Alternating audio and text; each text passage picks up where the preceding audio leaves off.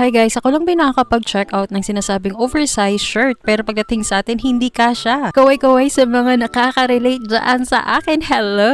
So ito na nga, nakapag-check out ako nito. Actually, kabado 20 ako kasi sa halagang 99 pesos ko lang siya na-check out. So kung yun nabibili kong 129 pesos pagdating sa akin, hindi kasya. So paano pa itong 99 pesos? And tada, ayan tuwang-tuwa ako kasi kasyang-kasya, sabi maluwag pa. For your reference mga mi, ako po is 5'1" in height and then usually po talaga 2XL yung aking size. So, ako po is 42, 38, and then 43. Yung texture po ng fabric ng shirt is makapal and then hindi po siya stretchable. So, talagang saktong-sakto lang siya para mag-fit sa 2XL. Ayan ha, hindi to for the sponsor. Ayan, tuwang-tuwa lang ako i-share kasi finally nakahanap ako ng totoong oversize na kasyang-kasya sa plus size na tulad ko. Sa halagang 99 pesos ko lang yan nabili mga may. I-check mo itong shop na to. Maglalagay ako ng link dyan sa ating yellow basket.